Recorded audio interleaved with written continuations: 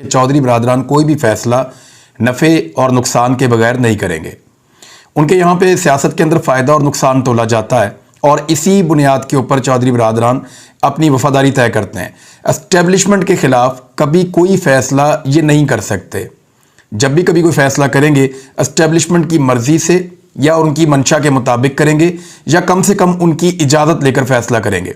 यानी अगर ये पार्टी दो हिस्सों में डिवाइड हुई है तो ये तय किया गया था कि क्योंकि दो लोगों से काम चल रहा था पीडीएम की जो हुकूमत थी उसको बनाने के लिए, तो दो लोगों को उधर जाने दिया गया और दो लोगों को इधर आने दिया गया। इधर आने देने की वजह यह थी कि अगर पाकिस्तान तहरीक इंसाफ की पूरे पाकिस्तान में कोई हुकूमत यानी खैबर पख्तूनख्वा के अलावा ना होती तो इससे ज़्यादा रिएक्शन पैदा होता। और इसका जो रिएक्शन है हमजा शहबाज के वज़ीर आला बनने के बाद पाकिस्तान की एस्टेब्लिशमेंट के ऊपर भी आ रहा था और ये एक इंतहाई भोंडा और गलत फैसला था। हमजा शहबाज की वज़ारत आला के मामले के अंदर एस्टेब्लिशमेंट का ये फैसला बहुत गैर मकबूल हो रहा था और इदारों के अंदर भी बेचैनी थी। उस बेचैनी के बाद ये महसूस किया गया कि वहाँ पे बंदा तब्दील किया जाए, लेकिन बंदा लिया गया अपना, यानी परवेज़ इलाही एस्टेब्लिशमेंट के आदमी, ये सब जानते हैं और उनके हमेशा से फ़ौज के साथ बड़े अच्छे ताल्लुकात रहे हैं। अब मुनस्सर इलाही ने एक स्टेटमेंट दिया है जो स्टेटमेंट बिल्कुल एक्सपेक्ट किया जा सकता है और आने वाले दिनों में आपको और स्टेटमेंट्स भी एक्सपेक्ट करने चाहिए। इमरान खान साहब ने अगर असम्बलियाँ तहलील करनी है तो फौरी तौर पर करें।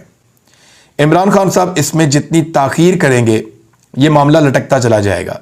परवेज़ इलाही साहब और मुनस्सर इलाही इमरान खान साहब से मिलने आए, वहाँ पे कुछ और लोग भी मौजूद थे और बड़ी ग्रेस शो की उन्होंने। वहाँ जो बातचीत की वो बड़ी अच्छी बातचीत थी। गो कि उनकी ख्वाहिश है कि अगला बजट दिया जाए, तरक्याती काम किए जाएँ और बहुत सारी और चीज़ें। हालांकि पाकिस्तान तहरीक इंसाफ की हुकूमत ने अगर पंजाब में काम किए होते, ख़ास तौर पर परवेज़ इलाही साहब के दौर में, तो उन्हें फ़िक्र ना होती। ये 4-5 महीने वेले ही रहे हैं। इन्होंने तो सैलाब ज़दगान की भी मदद नहीं की।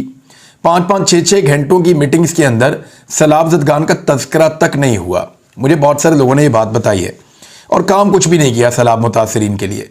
मैं इस बात का गवाह हूँ कि पंजाब में कोई काम नहीं हुआ। अगर किसी हुकूमत ने सैलाब मुतासरीन के लिए काम किया है तो वो सिर्फ़ और सिर्फ खैबर पख्तूनख्वा की हुकूमत है। बलूचिस्तान में हुकूमत होती ही नहीं और सिंध के अंदर तो सूरत हाल आपके सामने है। और पंजाब ने भी परवेज़ इलाही साहब से जो उम्मीदें थी उन्होंने उस उम्मीद को तोड़ा है। ये मैं पहले भी कह चुका हूँ, आज दोबारा कह रहा हूँ। और मुझे हमेशा से ये ख़तरा था और ये एक मुझे खदशा था कि जब भी कभी इमरान खान साहब को ज़रूरत पड़ेगी और परवेज़ इलाही साहब को चूज़ करना पड़ेगा कि उनको ताकतवर हल्के क्या कह रहे हैं और इमरान खान क्या कह रहे हैं, तो वो ताकतवर हल्कों की तरफ अपना झुकाव डाल सकते हैं। अभी भी ये खदशा मौजूद है। गो कि उन्होंने कहा है कि वो इमरान खान साहब का पूरा साथ देंगे और वो असम्बलियाँ उनके कहने पर तहलील कर देंगे। तो फिर इमरान खान साहब को फौरी तौर पर यह फैसला कर लेना चाहिए कि इन असम्बलियों को तहलील करके दोबारा इंतखाबात के अंदर पंजाब को और खैबर पख्तूनख्वा को भेज दें। ऐसी सूरत हाल में जरदारी साहब के लिए बहुत मुश्किल पैदा हो जाएगी। जरदारी साहब सिंध को नहीं छोड़ना चाहते। जरदारी साहब को यह पता है कि अगली वफाकी हुकूमत उनकी नहीं बन रही और जरदारी साहब ये भी जानते हैं कि या तो पीपल्स पार्टी सिंध में जीतेगी या फिर कहीं भी नहीं होगी।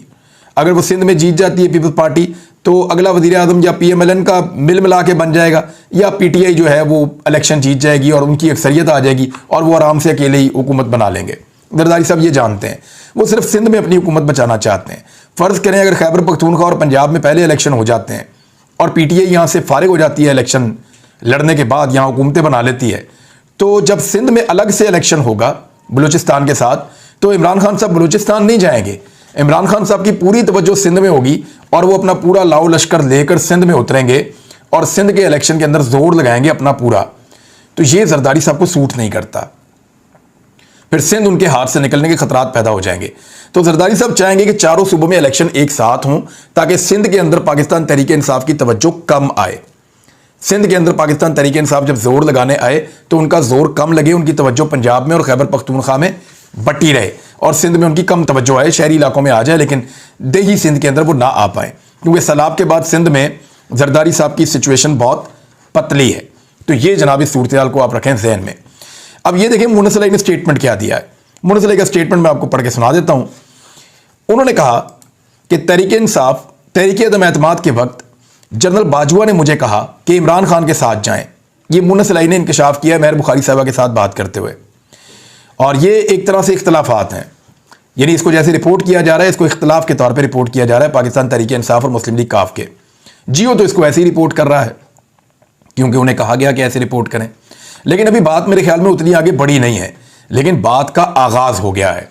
इमरान खान साहब अगर यहां से नहीं समझेंगे तो आने वाले वक्त में यह मामला मजीद खराब हो सकता है।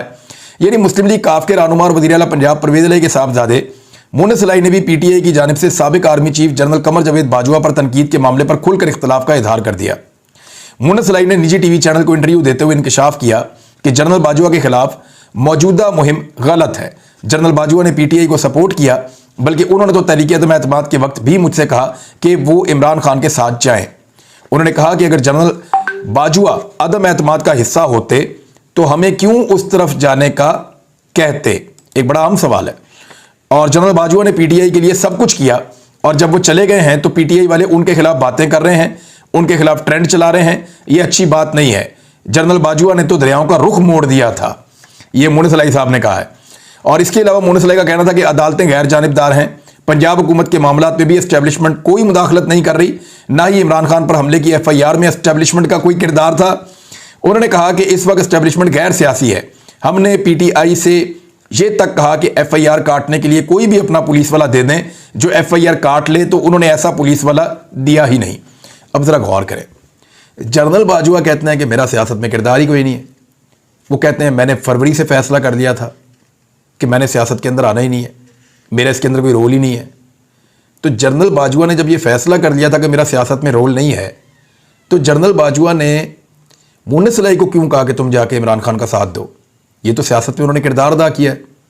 तो वो जो लोग घुंघरू तोड़ रहे थे नाच नाच के कि जनरल बाजवा कह रहे हैं कि मेरा सियासत में किरदार नहीं है और फौज गैर सियासी हो गई है, ये इदारे के ऊपर एक एलिगेशन मुन्नस इलाही की जानिब से आया है कि फ़ौज गैर सियासी नहीं हुई, बल्कि जनरल बाजवा ने सियासत में किरदार अदा करते हुए मुझे मशवरा दिया कि तुम जाओ और जाकर इमरान खान का साथ दो। उन्होंने PTI के लिए दरियाओं का रुख मोड़ दिया।